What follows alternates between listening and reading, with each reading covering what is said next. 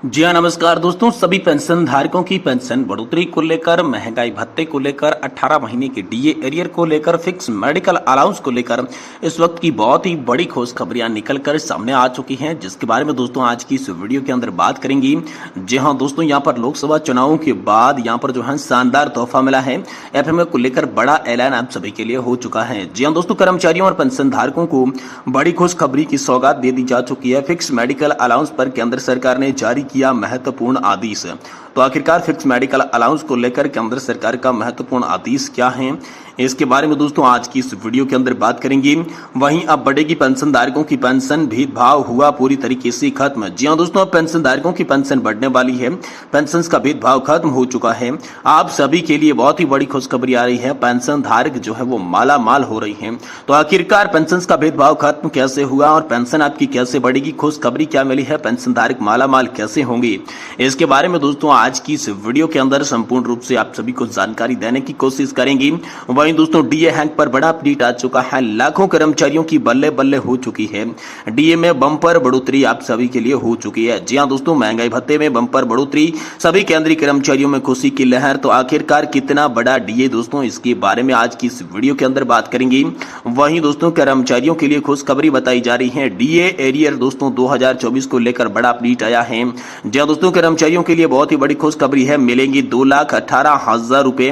तो आखिरकार जाने दिनांक की कौन सी दिनांक को आपके खाते में 2,18,000 रुपए की राशि ट्रांसफर होने वाली है, किन किन को ये लाभ मिलने वाला है और कब मिलने वाला है, इसके बारे में भी दोस्तों आज की इस वीडियो के अंदर बात करेंगे। वहीं दोस्तों आप सभी के लिए जो है केंद्र सरकार ने हाई अलर्ट जारी किया है। साथ ही जो है लाइफ सर्टिफिकेट से जुड़े महत्वपूर्ण तथ्यों को लेकर केंद्र सरकार ने पेंशन धारकों को सचेत रहने की बात भी बता दी है। तो इसके बारे में भी दोस्तों आज की इस वीडियो के अंदर बात करने वाली हैं। तो चलिए दोस्तों बिना किसी देरी के आज की इस वीडियो को शुरू करते हैं और सबसे पहले बात करते हैं दोस्तों आप पेंशन धारकों की बढ़ेगी पेंशन का भेदभाव आप सभी के लिए खत्म होने वाला है। क्या बड़ी खुशखबरी आप सभी के लिए आई है और पेंशन धारक माला माल कैसे होंगे, इसके बारे में बात करेंगे। लेकिन आपसे एक ही निवेदन रहेगा कि दोस्तों वीडियो को आप लास्ट तक देखेंगे तो ही दोस्तों पेंशन से जुड़ी जो हर बड़ी खबर है उससे आप वाकिफ रह पाएंगे। तो चलिए शुरुआत करते हैं बिना किसी देरी के। दोस्तों भारत पेंशन भोगी समाज ने केंद्र सरकार को अवगत कराया कि दोस्तों पेंशन भोगी हमारे समाज में एक महत्वपूर्ण भूमिका निभाती हैं। फिर भी पेंशन प्रणाली में एक चिंताजनक असमानता मौजूद है जो कि 2006 से पहले से बनवृद्ध हुए लोग हैं उन पर गलत प्रभाव डाल रही है। ऐसे में पेंशन का भेदभाव तत्काल प्रभाव से खत्म करने की आवश्यकता है। इसको लेकर 6 मुख्य टॉपिक सामने आ चुके हैं। 6 टॉपिक्स के बारे में चर्चा करेंगे। पहला है दोस्तों सभी की पेंशन एक समान हो, पेंशन का भेदभाव जो है वो खत्म हो। भारत पेंशन भोगी समाज ने कहा कि भारत का संविधान सभी नागरिकों को मौलिक अधिकारों की गारंटी देता है।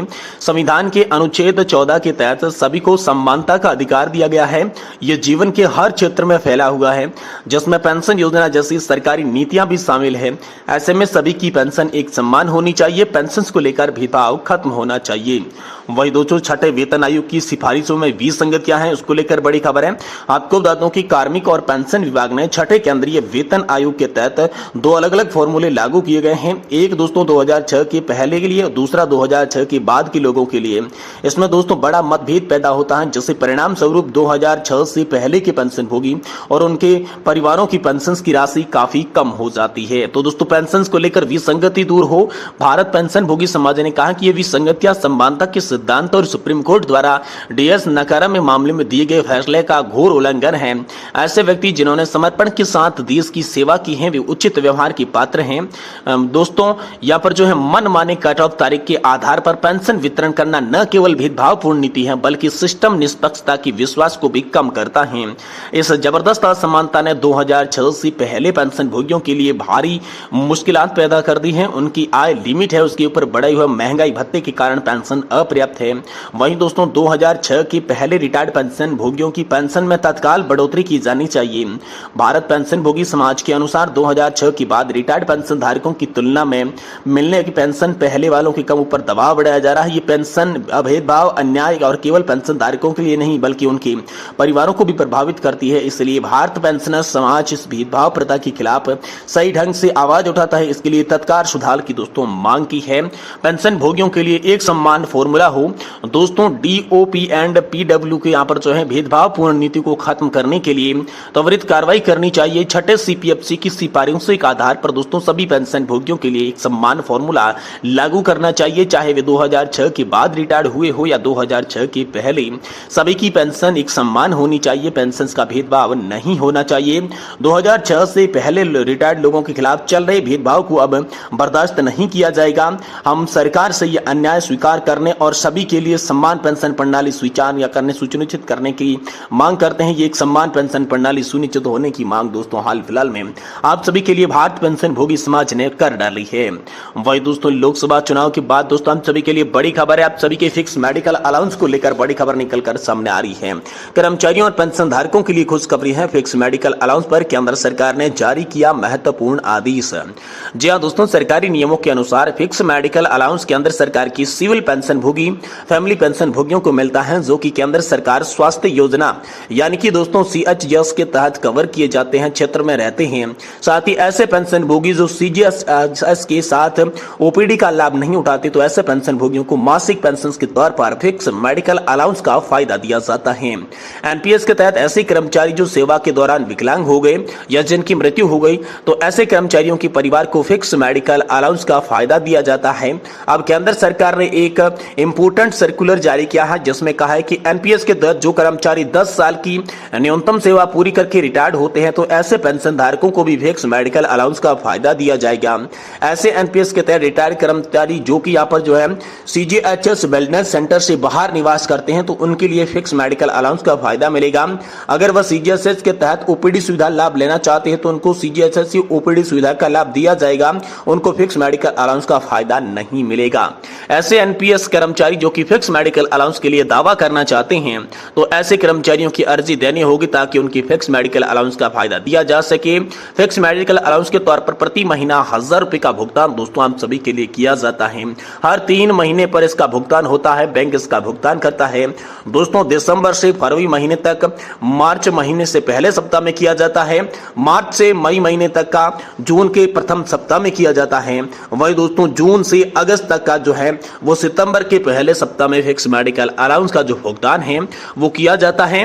ये दोस्तों आप सभी के लिए हाल फिलहाल में बड़ी खबर है। दिसंबर में, फरवरी महीने का FMA, मार्च महीने के पिछले सप्ताह में भुगतान किया जाता है। दोस्तों यहाँ पर जो है सितंबर से नवंबर के लिए FMA का भुगतान दिसंबर के पहले सप्ताह में किया जाता है और सभी के बाद भुगतान नवंबर के महीने में लाइफ सर्टिफिकेट जमा करने के बाद ही होंगे। NPS कर्मचारी और उनके परिवार को फिक्स मेडिकल अलाउंस की राशि द्वारा सरकार मौजूद प्रणाली के अनुसार बैंकों के द्वारा त्वरित गति से की जाएगी। केंद्र सरकार ने NPS में संशोधन के लिए कमेटी का गठन किया था। अब कमेटी अपनी रिपोर्ट पेश करने वाली है। यहाँ पर कमेटी की सिफारिश की गई है कि कर्मचारी की अंतिम बेसिक पे का 50% पेंशन के रूप में दिया जाए। साथ ही में दोस्तों महंगाई भत्ते को भी इसमें शामिल किया जाएगा। ये दोस्तों बड़ी खबर हाल फिलहाल में आप सभी के लिए आ रही है। महाराष्ट्र में इसको लेकर नया नियम लागू हो चुका है। महाराष्ट्र राज्य के कर्मचारियों को अब अंतिम बेसिक पे का 50% के रूप में दिया जाता है, महंगाई भत्ते के साथ लाभ दिया जाता है। महाराष्ट्र सरकार ने NPS कर्मचारियों को शानदार तोहफा जारी कर दिया है। करीब 35 लाख कर्मचारियों को इसका फायदा होगा और दोस्तों इसमें आप भी अपना नाम देख सकते हैं। वहीं दोस्तों NPS के अलावा कुछ और भी यहाँ पर मंजूर नहीं है। केंद्र सरकार के अंतर्गत जो कर्मचारी 1 जनवरी 2004 के बाद भर्ती हुए, ऐसे कर्मचारियों को OPS के अलावा कुछ भी मंजूर नहीं है।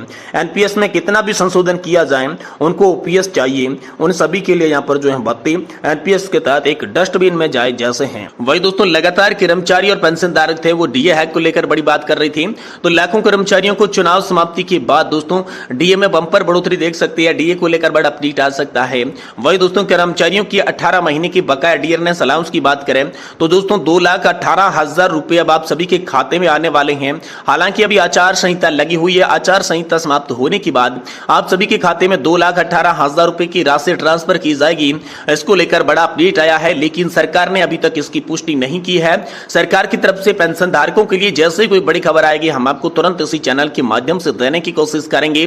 इसीलिए आपसे निवेदन करते हैं कि दोस्तों आप चैनल को सब्सक्राइब कर दें और वीडियो अगर आपको पसंद आया है तो इसे लाइक जरूर कर दीजिएगा।